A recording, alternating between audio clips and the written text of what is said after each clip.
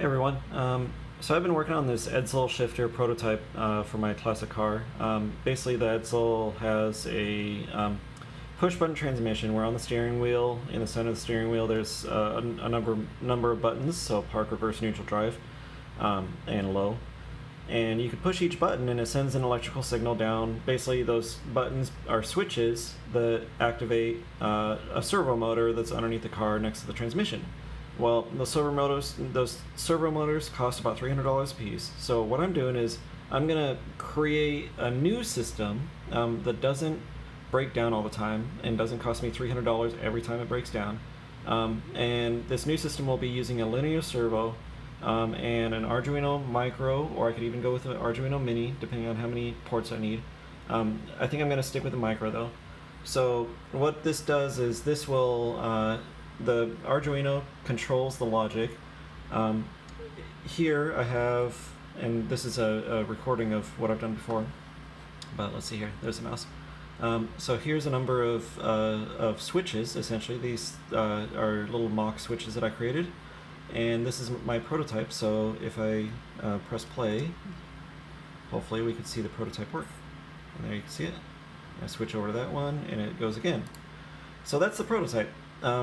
The problem is that the Arduino works on 5 volts, anywhere from about 3 to 5 volts of power. So the inputs need to be within the 5 volt range. The Edsel, because it's a 12 volt car, it outputs obviously 12 volts of power. So whenever I hit the switch, it's gonna put 12 volts onto whatever pin I might connect up to the Arduino. We don't want 12 volts, so we need to step that down to 5 volts. So what I've decided to do was, I was thinking first, let's do like a normal resistor voltage regulator. So basically it's 2 resistors of varying capacity, usually in the 6800 ohm range and the 8400 ohm. So you put those in series, and then you put the output wire between them, and the output wire gets essentially 5 volts of power. The problem with that is, as the car gets, maybe the alternator starts charging at 14 volts, the resistors don't maintain the 5 volt output. So you can have anywhere from 4 volts to 6 volts coming out. And if I put 6 volts on the Arduino, then it could break, let the ghost out. So what I decided was, there's a really easy solution, and the easy solution is a car charger for a USB port. So this goes with any phone, and basically this one is, I think, a 2 amp or 1 amp, 1 amp, 5 volt. So the input is 12 volts to 24 volt DC. So that's really the range of a car, and in fact the input could actually be 9 volts as well, and it'll still output about 4.9 volts. The output here says 5 volts at 1 amp. Of course the Arduino is not going to be using a total of 1 amp, but that's fine. So what I'm going to do is I'm going to connect up each of these guys to the switch that's on the Edsel on the bottom of the steering column, and the output from these is going to be 5 volts. So now the 5 volt gets plugged into the Arduino. So the way that we're doing this is, I'm taking each of these apart, and you can see that here is one that is not completely taken apart. I've just removed it from the case.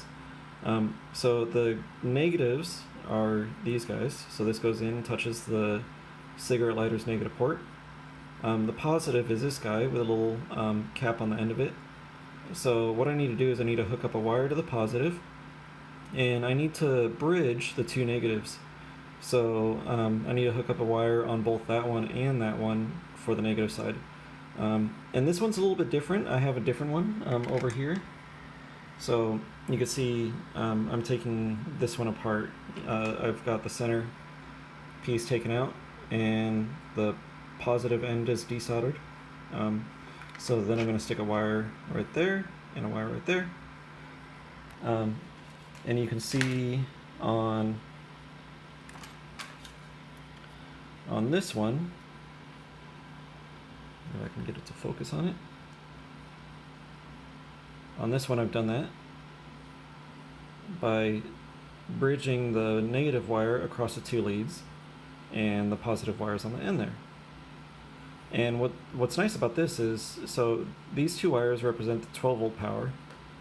The USB connection I could still use, so if I took just a USB port, plug that in, cut the wires, that could be my my output. So that's really great. Or like I did with okay, so here's a different one. So this is a slightly different one, and you can see here that the input, the positive wire is like that. So this used to be where the positive spring was, and the two side connectors were sitting out here. And what's nice about this one is that it only had one wire to connect. So instead of bridging this across two different terminals, I only had to connect it up to one spot. And this one has a nice little light on it. So this was an older version that I had. I think it works a lot better for this situation, but these other ones I'll deal with. So the other option that I had was something like this. Now this guy was a really old car charger that had the positive wire over here, and you could see that the spring would have sat on that little pin right there. And it had it actually had wires coming off, so 1 wire, 2 wire, and 3 wire. So these 3 connected together into a micro USB port, or micro USB wire. So what I did here was I tried to wire it up and create my negative there where the negative terminal used to be, create a positive there, and then I measured the voltage across here.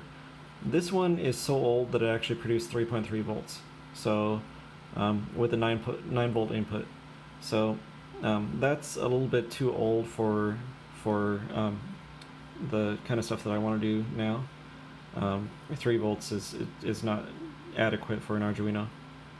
It would probably work, but I mean, if I'm going 5 volts anyways, I might as well go 5 volts for everything. And you know, it's kind of clunky and big compared to the other ones. So you can see kind of how the technology's changed there. So I'm not going to use this one, save that for later, and I'll use these guys. So in the end, these guys are all going to be connected up to